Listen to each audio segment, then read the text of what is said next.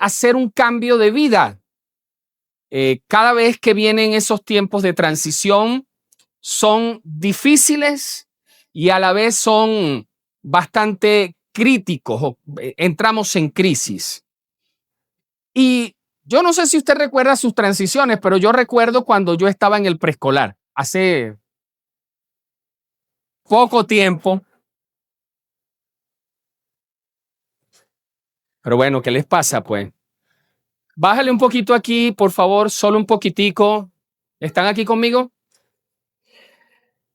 Y cuando uno está en el preescolar, fíjense, nuestros niños, yo tengo 2 hijos y yo recuerdo que las transiciones pegan porque estamos en un ambiente abierto, donde en ese ambiente abierto hay lugares de juego, ¿no? El área de la cocina, el área de, ya hasta se me olvidaron, ¿no? Puras áreas, ¿no? Ahí no hay mesas, no hay sillas, no hay pupitres, no hay esas cosas. Todo el tiempo ellos están jugando y haciendo canto, se sientan en el piso, cantan con la maestra. Es un tiempo bastante hermoso, bastante bonito. Pero al menos aquí en Venezuela, cuando te sacan del preescolar o de la educación básica inicial, entras a la educación básica primer grado, pupitre, 0 áreas. Y ya la maestra no es la maestra cariñosa que ahora es una maestra que te va a colocar en el pizarrón ciertas cosas. Eso causa bastante un golpe fuerte con el muchacho. Antes le decían jueguen, sean libres, canten, ahora siéntense, siéntense. Eso es una transición que es muy difícil. Uno pasa su básica con una maestra, quizás 2 o 3, que el de educación física, el de idioma, pero es una maestra normalmente. Ahora no.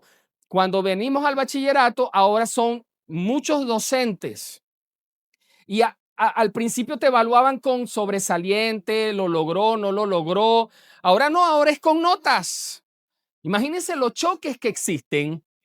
Sale uno cambiando de franelas de la roja a la blanca, de la blanca al azul, del azul a la beige. Todo eso genera transiciones. La etapa más crítica en las transiciones es la adolescencia. Cuando los muchachos, no sé si ustedes recuerdan, pero de entre 9, 10 y 11 años, los muchachos no se gustan, se repelen. Eso se repelen, las chicas son, uy, caca, no nos gusta, y los muchachos son feos.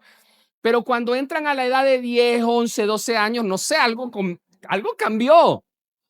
Y comienza a gustar el muchacho y se enamoran del muchacho. Son transiciones. Antes el muchacho no se bañaba y ahora cuando le gusta a la muchacha se baña hasta 5 veces al día. ¿Sí lo recuerda, verdad?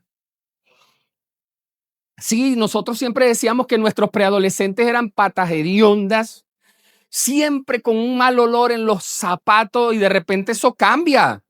Ya ahora se echan su talquito, se echan su colonia, su perfume, se peinan. Algo cambió. Le voy a recordar esto. Toda transición genera crisis. Diga conmigo, crisis.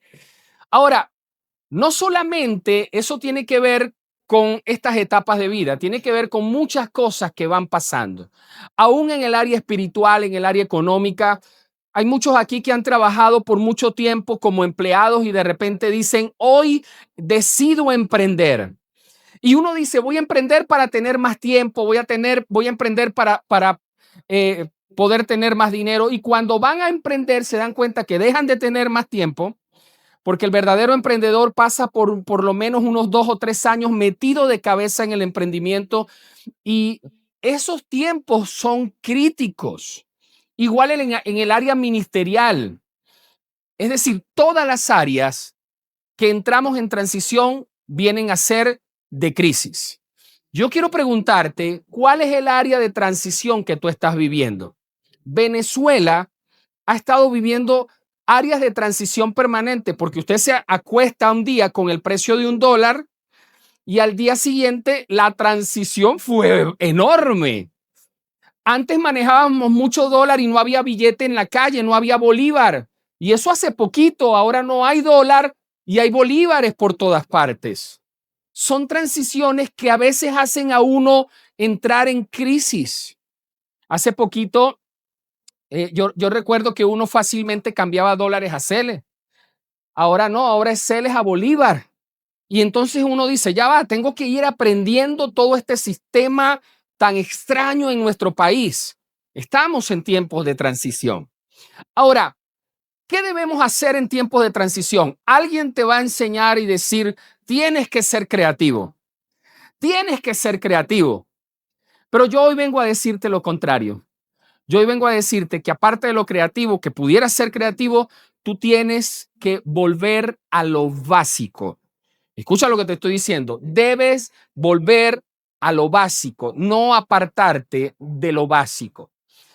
Y la historia que te voy a contar hoy es una historia que tú te la sabes, pues, muchísimo. A menos que seas una persona invitada o que seas un nuevo en la iglesia. Y es la historia del pueblo de Israel que está entrando en una etapa de transición. El pueblo de Israel entró en muchas etapas de transición. Primero de esclavo a libres cuando cruzan el Mar Rojo, luego de una supuesta libertad rápida que iban a entrar a la tierra prometida o un tiempo de desierto rápido, entraron en un tiempo alargado y cuando van saliendo de ese tiempo alargado ocurre algo bastante interesante. Ahora les toca del desierto a la tierra que fluye leche y miel. Es una transición. Y aunque ellos estaban emocionados, como en toda transición que uno se emociona, también estaban asustados. ¿O es que usted no se asusta cuando hay una transición? El que está soltero y se va a casar, se emociona, pero se asusta. ¿O no se asustan? Se asusta. Y el que está casado, que se va a divorciar, que espero no sean ustedes, también se asusta. También se asusta. El que es adolescente o el que es niño quiere ser adolescente, pero cuando está en la adolescencia le gustaría regresar a la niñez. Y fíjate, no sé si te has dado cuenta, muchachos así grandototes que juegan todavía con niñitos.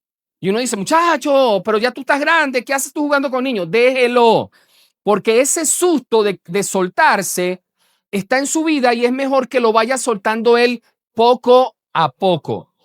Ahora, el pueblo de Israel estaba allí frente a la tierra prometida y estaban emocionados porque por fin iban a poder entrar a la tierra prometida, pero también estaban asustados. Ahora, ¿qué ocurre? Que pasa un hecho bastante interesante, específicamente al final del libro de Deuteronomio, al principio del libro de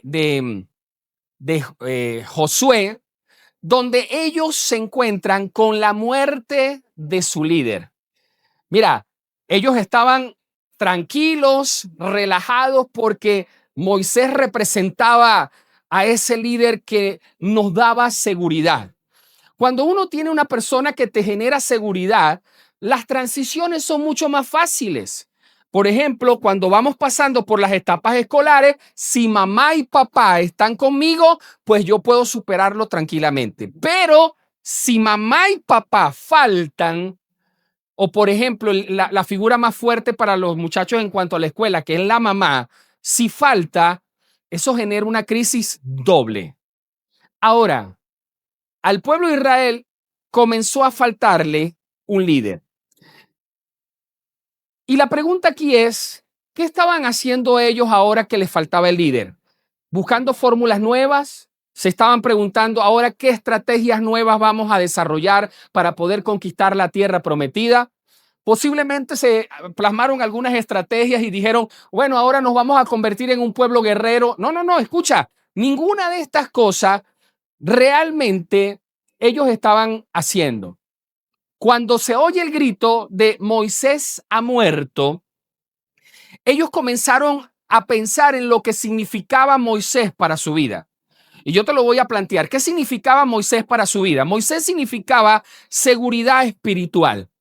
Es lo primero que significaba Moisés para su vida, ya que era el mediador entre Dios y el pueblo. Cada vez que el pueblo necesitaba consultar a Dios, ¿a quién buscaban? A Moisés. Y cada vez que Dios quería hablarle al pueblo, ¿a quién buscaba? A Moisés. Era el mediador entre Dios y el pueblo. Así que Moisés representaba seguridad espiritual. Diga conmigo, seguridad espiritual. por subir al monte. Por eso los demás nunca pudieron ver a Dios cara a cara, o ni siquiera el lomo pudieron verle. Moisés era quien intercedía cuando el pueblo pecaba. ¿Recuerdas todos los pecados del pueblo de Israel y cuántas veces Dios quiso destruir al pueblo, obstinado de ese pueblo? ¿Y qué hacía Moisés? Señor, perdónalos. Señor, no los extermines. Señor, no hagas nada malo contra ellos. Moisés representaba esa intercesión a tiempo que se daba para que Dios perdonara los pecados. Su presencia era una garantía de que Dios estaba cerca. Cada vez que Moisés estaba presente, entonces ellos sabían que Dios también estaba cerca y presente. Amén. Qué tremendo esto, porque cuando ellos escuchan entonces el grito de Moisés ha muerto, ¿qué se le fue? ¿Qué se le fue? La seguridad espiritual. Ya ellos comenzaron a sentirse inseguros espiritualmente.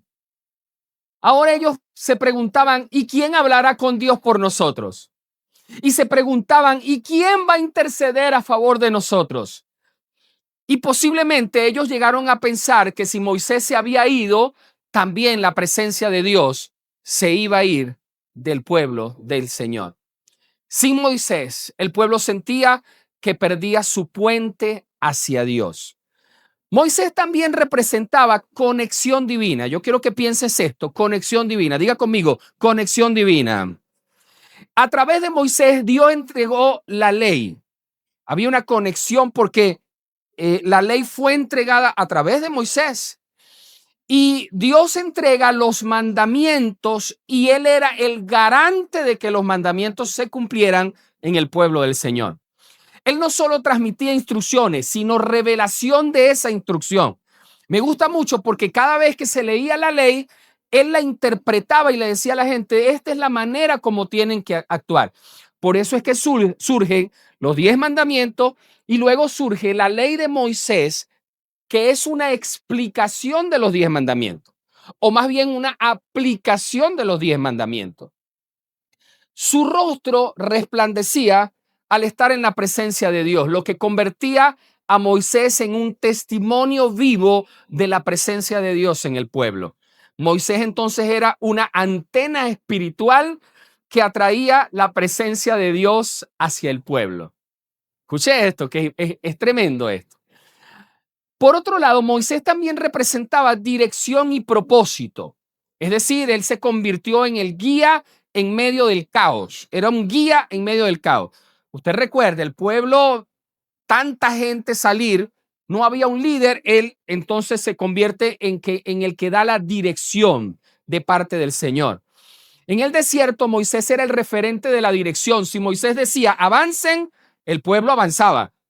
Si él decía, deténganse, el pueblo se detenía.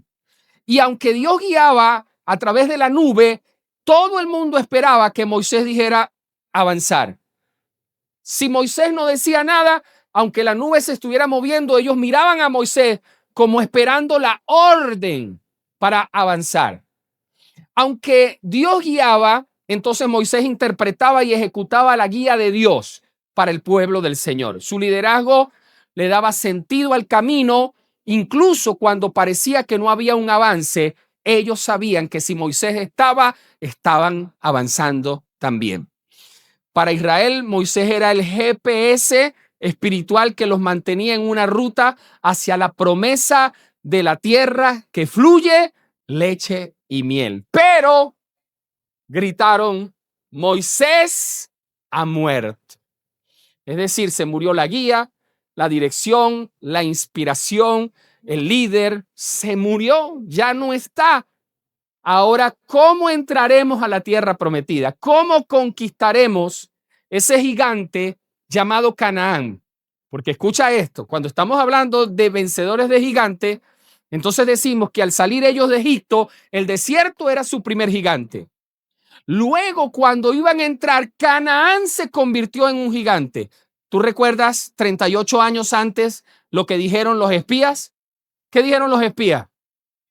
Era tierra de gigantes. ¿Acaso eso iba a cambiar en 38 años? Sí, posiblemente se iban a hacer más fuertes, porque en 38 años levantaban nuevas murallas, iban a parir más gigantes, quizás se hacían más guerreros, y ellos caminando en el desierto, sufriendo el desierto, muriéndose mucha gente en el desierto, y ahora nos toca entrar a esa tierra de gigantes. ¿Cuál es la tierra de gigantes que tú estás viviendo? ¿Cuál es esa tierra de gigante la que te toca a ti enfrentar y que ahora estás en un proceso de transición? Posiblemente es tu área ministerial. Posiblemente es que te vas a casar o te acabas de casar y ya entraste en una nueva etapa que tienes que enfrentar. Quizás es un viaje que vas a hacer. Posiblemente sea un emprendimiento que tienes miedo de hacer, pero tienes que cruzar ese río para poder entrar en esa tierra que fluye leche y miel. Amén. Amén. Dile al que está al lado tuyo, vamos a enfrentar a los gigantes. Así que la muerte de Moisés implicaba un vacío emocional y espiritual. Ellos se preguntaban, ¿quién nos conectará con Dios? La muerte de Moisés representaba una crisis de identidad. ¿Podemos seguir sin Moisés? Yo recuerdo cuando nuestro hermano Ilidio da Silva murió. Para mí eso fue una crisis enorme. Salimos del culto, me tiré en la sala, levanté los pies en una mesita y me llegó una llamada. Fui el primero al que llamaron, cosa de Dios. Y cuando me llamaron, me dice, mi papá murió. Eso fue un choque. Y yo lo que hice fue cerrar. Yo no llamé a nadie al principio. Yo primero me puse el teléfono en el pecho, llorar. Y la pregunta es, ¿y ahora qué vamos a hacer? Porque era un líder, era una persona que nos conectaba con Dios, su voz, su palabra, su dirección. Era un padre para nosotros. Y yo dije, ¿y ahora qué vamos a hacer? Creo que todo tiempo de transición es difícil. Seguramente tú estás viviendo ese tiempo de transición. Pero todo proceso de transición se convierte en una oportunidad de madurez. ¿Escuchó eso? En una oportunidad de madurar, de crecer, de fortalecerse, porque ya no voy a depender de una sola persona, sino que ahora entiendo que es Dios el que está al control. Y cuando Dios está al control, entonces Él sabrá a quién poner y cómo ayudarnos a pasar por la etapa de transición. ¿Cuántos dicen amén a eso? En Josué capítulo 1, versículo 2, entonces aparece ese grito, mi siervo Moisés ha muerto, ahora pues levántate. Se lo dice el Señor al pueblo de Israel, pero se lo dice también a un hombre llamado Josué. ¿Quién era Josué? Josué era el escudero de Moisés, el que estaba ahí todo el tiempo. Cada vez que él iba a hacer algo, Josué y Caleb estaban allí al principio. Eran militares, se habían convertido en guerreros, militares, estrategas. Se habían convertido en las personas que ejecutaban. Recuerde que ya Moisés estaba viejo y Moisés podía tener dirección de Dios. Pero ¿quién era el que ejecutaba? Josué y Caleb. Y habían dos hombres más también. Pero Josué resaltó entre todos. Y aunque Caleb fue aquel que dio el grito de sí podemos pasar a la tierra prometida, Josué luego se destacó como el mano derecha de Moisés. Y fíjate que cuando Dios dice, mi siervo Moisés ha muerto, ahora levántate, Dios no está negando el dolor, Dios no le está diciendo, no llores, no llores. No, porque toda transición genera crisis y la crisis hay que vivirla. Si hay que llorar, hay que llorar. Como la canción, ¿verdad? A mí se me vienen las canciones así cuando estoy hablando. Eso es culpa de mi esposa. Mi esposa me enseñó a eso. Pero fíjense, ese dolor Dios no lo niega. Dios no te dice, no llores. No seas gafo. Yo recuerdo cuando he tenido pollitos en la vida y levante la mano todo el que tuvo pollitos recién nacidos. Mire, cuando uno le da pollitos a los niñitos, ya uno sabe que ese pollito no va a vivir mucho. ¿Verdad que sí? Ya uno lo sabe. Porque el pollito lo tiran, lo agarran, lo vuelven. Mi hijo agarraba, le daba así en el cuellito y el pollito caminaba así. Y al final el pollito se desvivía. Si tengo que decir desvivir porque estoy aquí en las redes sociales. Ayer dije no sé cuántas veces y casi que me cierran la cuenta. Dije las palabras indebida. Ahora, cuando nosotros estamos en eso, uno no puede negar al muchachito cuando él llora. Se me desvivió el pollito. Entonces uno no puede decirle, ya, no llores, eso es una bobería, yo te compro otro. No, porque él y el pollito hicieron una conexión emocional. Cuando usted le da un gatico y el gatico se va, yo te compro otro. Así, ¿cómo lo resuelve usted? Es algo así que si usted se pierde, mamá, tranquilo que vendrá otra mamá. No, escuche, son etapas que se viven. Es como cuando a uno le fallece un familiar. Yo no puedo decirle a alguien, hermano, usted es cristiana, deje de llorar, usted sabe para dónde se fue su mamá. ¿Verdad que no le puedo decir eso? Y si se lo digo, soy un... Sí, porque es que hay gente que son... No llores. Yo recuerdo cuando el hermano Iridio se murió, que nos llevaron al féretro a verlo. Yo lloraba y un hermano me dijo, no llore. Usted sabe que él está con el Señor. Y yo lo miré y me pasaron 500,000 palabras por la mente. ¿Sabe? Como el mundo de Bobby. ¿Alguien vio el mundo de Bobby? Y yo dije, qué gente tan falta de conciencia. Y fíjate, Dios no nos dice, deja de llorar. Dios le dijo, Moisés ha muerto, pero sí le dice algo. Puedes llorar, pero levántate. ¿Qué le dice Dios? Levántate. Porque no es un tiempo en el que tú debas detenerte, es un tiempo en que debes avanzar. Amén. Las transiciones son inevitables. Fíjense que Josué debía liderar al pueblo hacia la tierra prometida y esa transición era inevitable. Toda transición, como les dije, trae dolor, inseguridad, a veces trae ansiedad.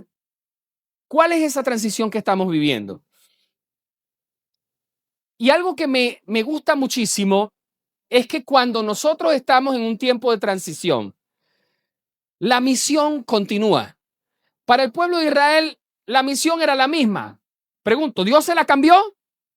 Dios le dijo, no, Moisés murió. Como Moisés murió, ya no vas a entrar a esta tierra prometida, ahora te vas a quedar aquí y te vas a establecer como una nación antes del... ¿Dios le dijo eso? No, Dios le dijo, vamos a continuar con el plan. Vamos a seguir con el plan. Si el plan era bendecirte, Dios te va a seguir dando bendiciones. Si el plan era restaurar tu matrimonio, Dios va a restaurar tu matrimonio porque el plan de Dios no cambia para nosotros. ¿Cuántos dicen amén a eso? Dios no cambia por causa de nuestras transiciones. La Biblia dice que Dios nos va a bendecir trabajando o siendo un emprendedor. Dios nos va a bendecir.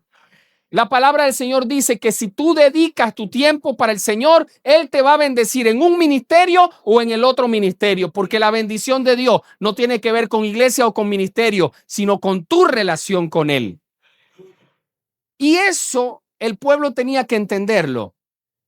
La misión tenía que continuar. Por eso, levántate, levántate. Y yo creo que hoy Dios te lo está diciendo, querido hermano y hermana. Dios te está diciendo qué pasó contigo, por qué te achantaste, por qué te sentaste, por qué bajaste la guardia, por qué las rodillas se paralizaron, por qué dejaste de hacer lo que tenías que hacer.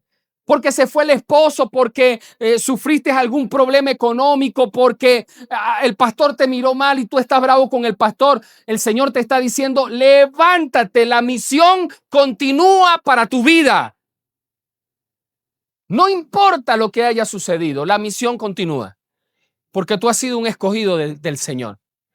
¿Cuántos son escogidos del Señor? Entonces mi pregunta es, ¿qué vas a hacer? ¿Seguirás llorando? Y mire, yo creo que Dios es sabio. Dios agarró el cuerpo de Moisés y lo desapareció. ¿Ustedes se imaginan que hubiesen conseguido el cuerpo de Moisés? ¿Cuánto tiempo le hacen duelo?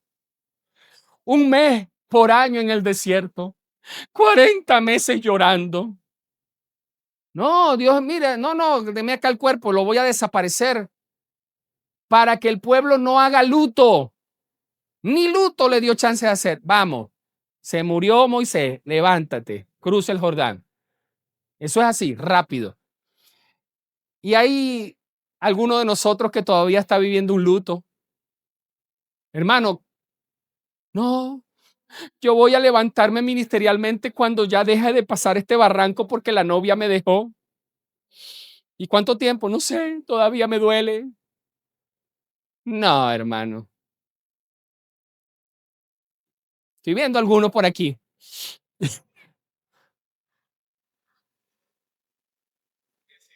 O yo no voy a emprender porque todavía no me levanto de la crisis del fracaso económico de la otra inversión. ¿Y qué invertiste? Bueno, invertí $500, pero hermano, tienes 300 guardados, invierte esos 300 y si los pierdo, bueno, así es la inversión. La inversión puedes ganar o puedes perder. Lo que sí tienes que ser es sabio. Y esa sabiduría te la da el Señor por medio de capacitaciones. Pero tú no puedes seguir achantado. El Señor quiere que te levantes y tomes la tierra prometida. Puede que hayas fracasado en un ministerio o quizás no fracasaste en ese ministerio. Puede que hayas fracasado en un intento en tu ministerio. Aquí tenemos líderes que se atrevieron a ejercer un ministerio y no les fue bien. Y avanzaron y lo intentaron otra vez y no les fue bien.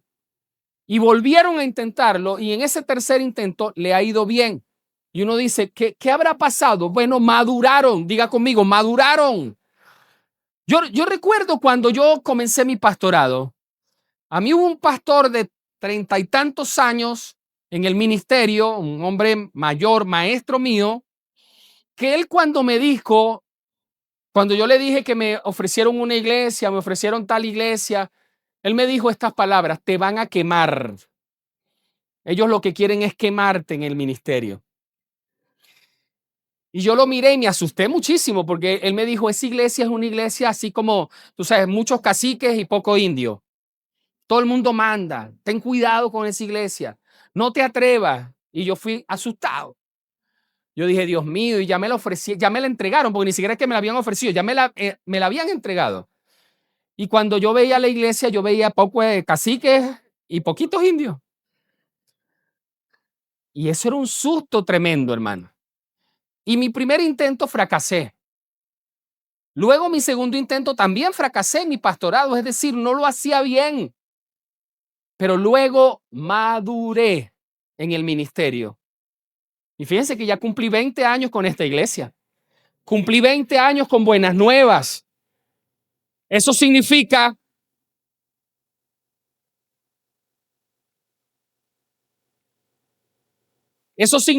que uno va madurando. Dile que está al lado, madurando. Dile al del otro lado, madurando. Ahora, ¿tú sabes cuál es el problema? Que hay hermanos que son como los aguacates de la feria. Sí, hay unos aguacates en la feria que no maduran, pasan de verde a podrido. Y tú dices, pero ¿qué le pasa a estos aguacates?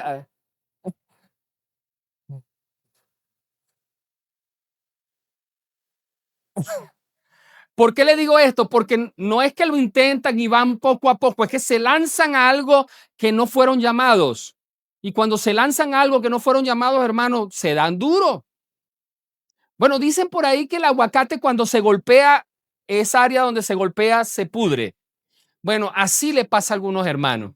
Mire, qué bueno es poder ir avanzando poco a poco e ir madurando en el Señor. Yo recuerdo que yo fui primero pastor de niños, luego fui pastor de jóvenes, después fui misionero, después pastor principal, después pastor plantador de iglesias. Es decir, las cosas no se logran no achantándose, sino entendiendo que en cada transición Dios te dice, levántate en el nombre del Señor. Ahora, la misión sigue. Y Dios le dijo a Josué, ahora te toca a ti. Y Josué, me imagino que se asustó porque ahora le tocaba la transición a él. Pero yo siempre he sido el segundo. Ahora me toca ser el primero. Y hubo cosas bastante interesantes allí en esa transición. Fíjate que cuando Dios le habla a Josué, en el capítulo 1 no le dice, te voy a dar las estrategias militares para que tú tomes la tierra. Te vas a ir por las montañas más altas. Desde las montañas más altas los vas a sorprender. Vas a tener armas de tales tipos. Dios le dice eso. Dios no le dice eso. Dios le dice, quiero que aprendas de lo básico, porque lo básico no es aburrido, sino que lo básico es poderoso. Amén. ¿Cuántos creen eso? Y saben, la mayoría de nosotros no nos gusta lo básico. Creemos, yo siempre veo iglesias, las iglesias modernas. ¿Cómo son las iglesias modernas? Tratan de poner cosas nuevas. Nosotros lo hicimos. Yo recuerdo, teníamos una máquina de humo ahí. Pero como tenemos muchos hermanos de la tercera edad, cuando prendíamos la máquina de humo, y ese humo no asfixia, pero nada más de verlo, la gente se asfixiaba. Sí, empezando por lo de adoración y alabanza. Entonces dije, no, es buena, es bonita la estrategia y a los jóvenes les encanta. Porque las luces se ven increíbles en medio del humo y se inspiran más los músicos y wow, la cosa chévere, pero no. Yo dije, es que esta no es la estrategia. Pero la mayoría de las iglesias hoy en día piensan que las luces, eh, los, eh, la música hipermoderna, a veces, incluso cuando uno tiene una iglesia así como la de nosotros, que tiene muchos hermanos adultos, para no decir otra palabra, adultos, ¿verdad que uno canta otra canción más viejita y ustedes se inspiran más? Se inspiran más. Yo, Mari, muchas veces me dice, pastor, en la Santa Cena, ¿qué canción cantamos? La de sangre, la nueva, ¿cómo que se llama? La nueva. Ajá, bueno, y yo le digo, no, vamos a cantar la vieja, y tú te vas a dar cuenta que con la vieja la gente canta con mucha inspiración. Por esa sangre, preciosa sangre, y todo el mundo, ¡ah! Yo digo, viejos, viejos, viejos. Pero bueno, porque las estrategias no tienen que ver con la música nueva, no tiene que ver con las luces, no tiene que ver con nada de eso. Las estrategias que Dios le da a Josué no tiene que ver con armas, no tiene que ver con estrategias militares, tiene que ver con volver a lo básico. Porque lo básico no es aburrido, lo básico es poderoso en el Señor. Amén. Mira lo que dice Josué 1, 7 al 8. Primero entendiendo que la palabra es nuestro mapa en el tiempo de transición. La palabra. Y te voy a dar tres cosas básicas. La primera es la palabra. Josué 1, 7 al 8 dice, solamente esfuérzate y sé valiente para cuidar de hacer conforme a toda la ley que mi siervo Moisés te mandó. ¿A dónde lo hizo regresar? ¿A dónde? A la palabra. Tú quieres crecer, ve a la palabra. Tú quieres estrategias militares, ve a la palabra. Tú quieres avanzar en tu vida de transición, ve a la palabra. Tú quieres tener una economía más fuerte, ve a la palabra. La palabra. Tú quieres restauración matrimonial, ve a la palabra. La palabra contiene todo lo que tú necesitas. Ah, no, pero es que yo quiero leer un libro. Un libro que me llame, que me diga las 10 claves para ser un mejor matrimonio. Vea la palabra. Amén. ¿Usted ha visto aquel hombre que es así fornido con chiva, que de repente escupe agua y dice, ve al gimnasio? ¿Sí lo ha oído? Ajá, dice, ve al gimnasio. Bueno, así le estoy diciendo yo, hermano. Vea la palabra. Ah, porque tú quieres inventarte 1000 cosas para restaurar tu matrimonio. Ve a la palabra. Tú quieres que tu negocio crezca. Ve a la palabra. Dile al que está al lado, ve a la palabra. ¿Qué le dice el Señor a Josué? Solamente esfuérzate y sé muy valiente para cuidar de hacer conforme a toda la ley que mi siervo Moisés te mandó. No te apartes de ella ni a diestra ni a siniestra. Diga, no apartarse de la palabra. Y dice, para que seas prosperado en todas las cosas que emprendas. Nunca, nunca, nunca se apartará de tu boca este libro de la ley, sino que de día y de noche meditarás en él para que guardes y hagas conforme a todo lo que en él está escrito, porque de esa forma harás prosperar tu camino y todo te saldrá bien. ¿Le dio espada? ¿Carros de caballo? ¿Estrategias militares? ¿Cuál es la verdad clave aquí? En momentos de transición, de cambio, lo básico se vuelve vital. Amén. En momentos de cambio, lo básico se vuelve vital. ¿Qué estás buscando tú? ¿Nuevas revelaciones? Por eso te la pasas metido viendo algunos programas de redes sociales. El profeta fulano de tal. A ver qué me dice el profeta. Profeta, hábleme. Profeta, dígame algo. A mí me impresiona cuando alguien comienza a dar palabras, supuestas palabras de profecía. ¿Cómo corre la gente para ser tocados? ¿Cómo corre la gente para recibir una palabra? Y incluso uno ve hasta hermanos, yo no sé si usted se ha dado cuenta, pasan 20, 30, 50 al frente y hay un hermano que siempre, para donde va el profeta, él va también. Y uno dice, ¿por qué se mueve? Claro, hey, profeta, aquí estoy, dígame algo. Hay hermanos incluso aquí en la iglesia que me digan, pastor, estoy esperando una palabra de Dios que venga de usted. Y saco la Biblia.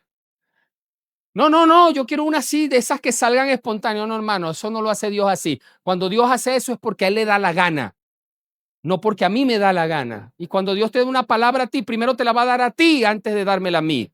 ¿Cuántos lo creen? ¿O es que tú no tienes el Espíritu Santo de Dios? ¿Tienes el Espíritu de Dios? ¿Quién es el que enseñará todas las cosas, el profeta o el Espíritu Santo de Dios? Entonces, por medio de su palabra, Él te va a dar la palabra. Hay líderes que quieren innovar sin fundamento bíblico y jóvenes que buscan experiencia sin formación. Y eso no es el ejemplo de Josué.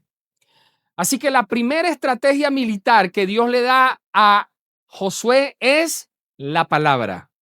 La segunda se llama obediencia. ¿Cómo se llama? Obediencia. La obediencia es más poderosa que la estrategia. La obediencia es más poderosa que la estrategia. Mira lo que dice el versículo 7. Solamente esfuérzate y sé muy valiente. Y ahí viene la parte. Yo la puse en negrita y dice, para cuidar de hacer conforme a toda la ley. ¿De qué está hablando? Obediencia. Para cuidar de hacer obediencia. Lo que mi siervo Moisés te mandó. Y luego dice, no te apartes de ella. ¿Qué significa no apartarse de ella?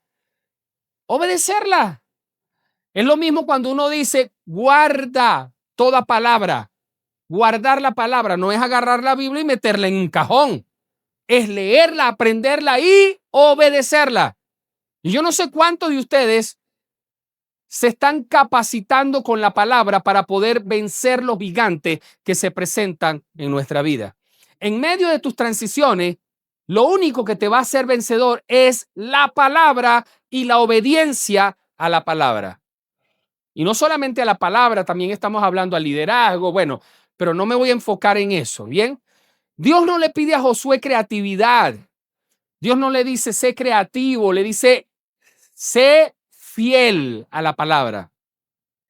El éxito entonces viene por obedecer, no por impresionar. Pero nosotros buscamos el impresionar.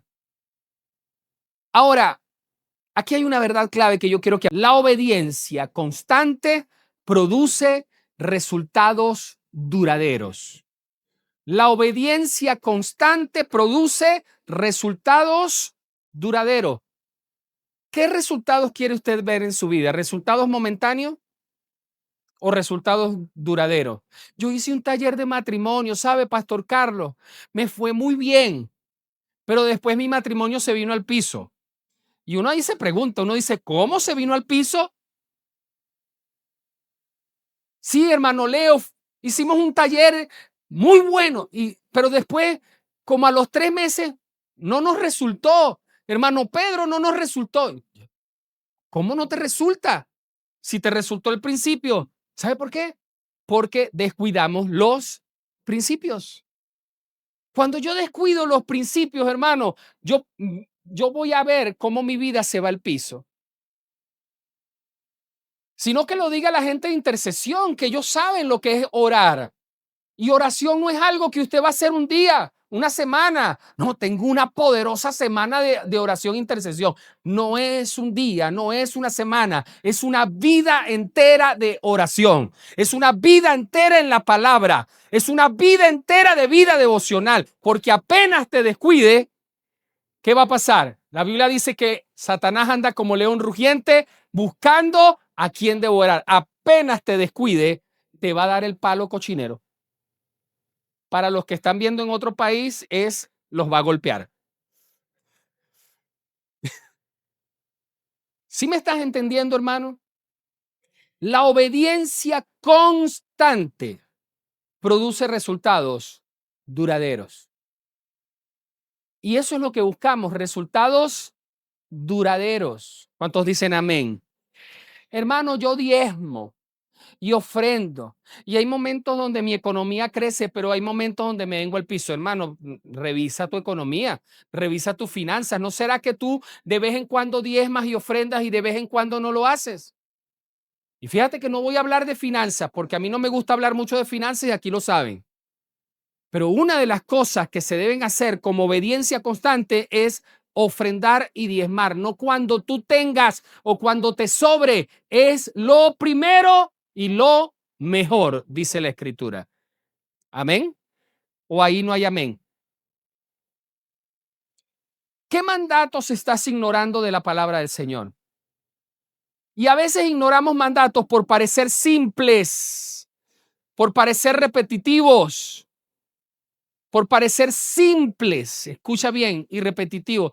Hermano, yo te vengo a hablar de algo que cambiará tu vida. Se llama la oración.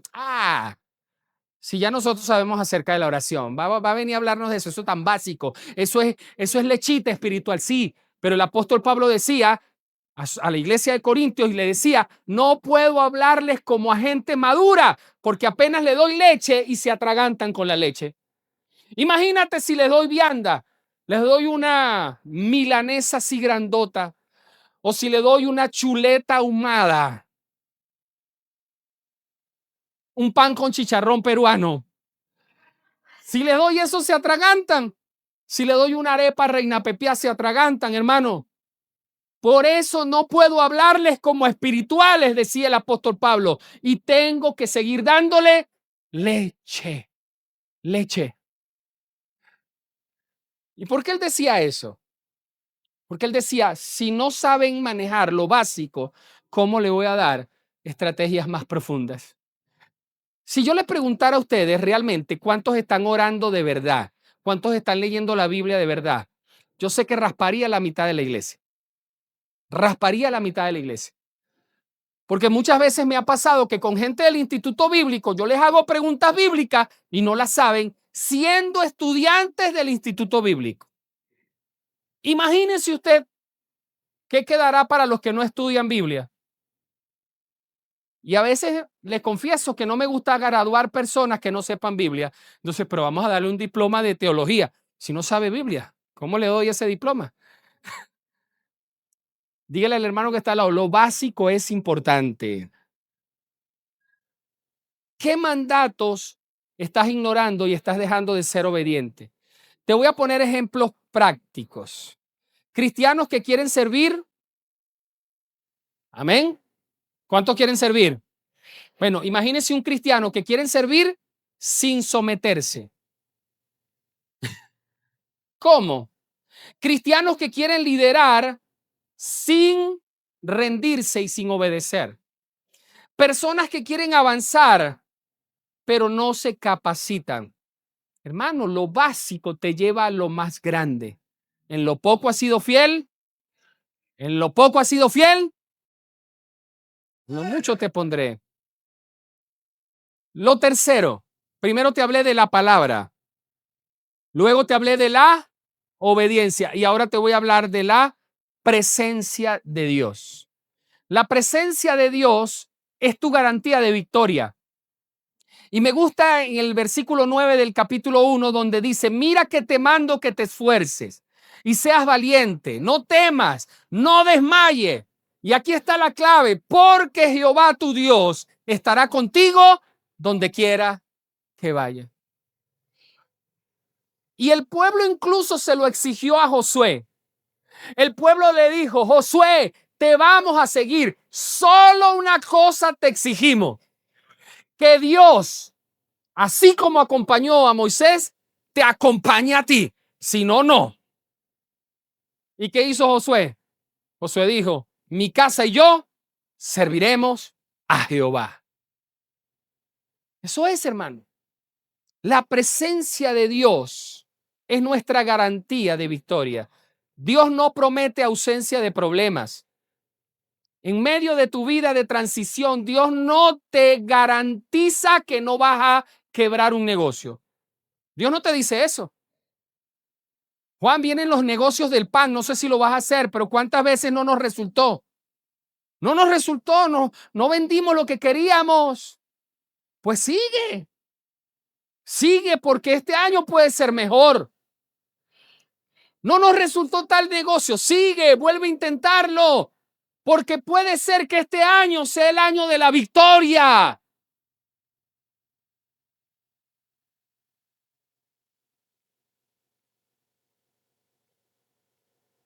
Te lo voy a repetir, Dios no promete ausencia de problemas, sino presencia constante de Él en medio de tus problemas. Aunque ande en valle de sombra de muerte, no temeré.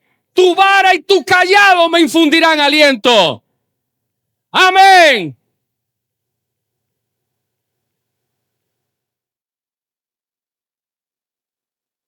Josué no estaba solo, la presencia de Dios estaba con él. Y la verdad central aquí es, lo básico incluye caminar con Dios. Caminar con Dios, no solamente trabajar para Dios. Porque el problema de nosotros es que trabajamos para Dios, pero no con Dios. Y yo lo dije la semana pasada, que hay gente que sirve, pero no para Dios, sirve para ellos mismos. Por alguna razón la Biblia dice que en los postreros tiempos, cuando venga el día del juicio, habrán algunos que dirán, Señor, en tu nombre echamos fuera demonios, hablamos nuevas lenguas, hicimos de todo, Señor, para agradarte. Y el Señor le dirá, apártate de mí que nunca te conocí. Pero ya va, Señor, ¿cómo que no me conociste? ¿Tú no te acuerdas que yo estaba tocando el teclado en la iglesia? ¿Tú no te acuerdas que yo era el que abría la puerta para que los hermanos entraran? Peor aún, ¿tú no te acuerdas que yo predicaba en la iglesia? Y el Señor le dirá, no, nunca les conocí. ¿Por qué? Porque no lo hacían para Dios. ¿Lo hacían para quién? Para los demás y para él mismo. Y para él mismo. Hermanos, esto es clave aquí. Lo básico incluye trabajar con Dios y no solo trabajar para Él. ¿Qué estás haciendo ministerialmente sin intimidad con Dios? ¿O es que tú crees que vas a ser un buen maestro de matrimonios, líder de matrimonio, sin tener intimidad con Dios? ¿Tú crees que vas a ser un buen cantante, un buen músico para Dios sin tener intimidad con Dios? ¿Tú crees que tú vas a ser un buen servidor sin tener intimidad con Dios? ¿Vas a ser un buen productor musical o productor de culto sin tener intimidad con Dios? tú vas a ser un buen Stacy, un buen pastor, un buen predicador sin tener intimidad con Dios.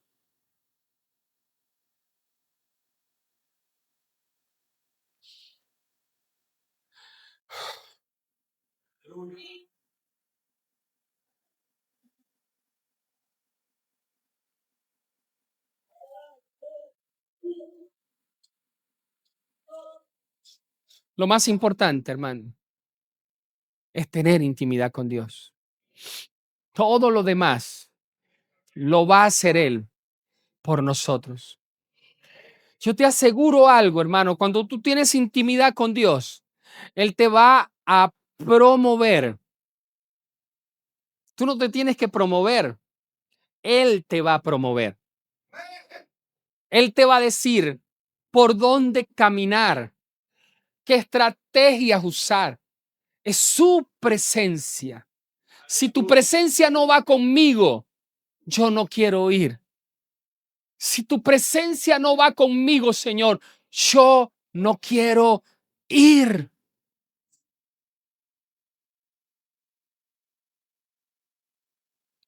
Mi hijo me preguntaba algo hoy y aquí está la respuesta. Él me preguntó, papá, ¿puede un cristiano agotarse ministerialmente? Claro, pero fíjense esta respuesta.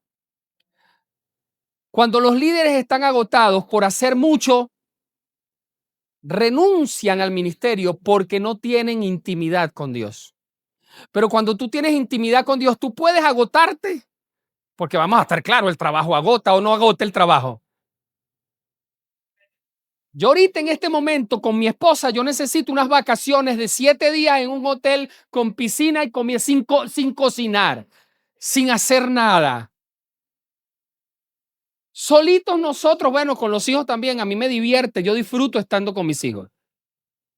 Pero eso sí, sin cocinar, sino que yo baje así y solamente agarre lo que me provoca. Lo anhelo. Y yo decir, Señor, gracias. Del cuarto para la piscina, de la piscina para el masaje, del masaje para el sauna, luego para comerme heladito, así sabroso. Amén.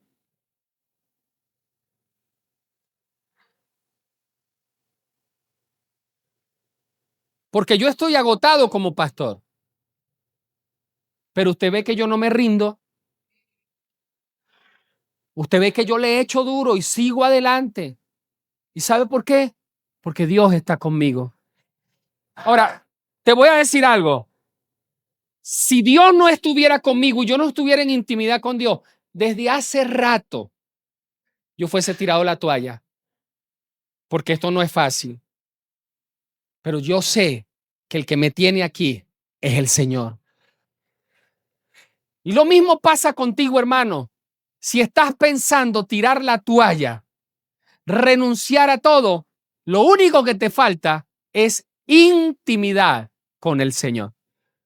Amén. ¿Sabes qué deberías hacer esta semana? Deberías hacer hoy. Cuando llegues a tu casa, agarra un papel y en ese papel deberías escribir una acción concreta que tomarás esta semana para cada área de tu vida. Yo aprendí eso de mi esposa. Mi esposa tiene una habilidad para agarrar una libretica y decir, este año voy a hacer tal cosa. Este mes voy a hacer tal cosa. En mi matrimonio falta hacer tal cosa. En el ministerio falta hacer tal cosa. En mi relación con mi hija falta hacer tal cosa. En mi relación con mi hijo falta hacer tal cosa. Y ella se empeña en lograr las cosas. Y es un ejemplo para nosotros. Deberíamos hacer un papelito donde hayan áreas de nuestra vida y establecer metas. Pero ninguna de esas metas puede ser apartados de Dios, sino utilizando estas 3 cosas. A ver si las recuerda. La primera, palabra. La segunda, obediencia. Y la tercera, presencia de Dios. Mira lo que dice el Salmo 119, 105.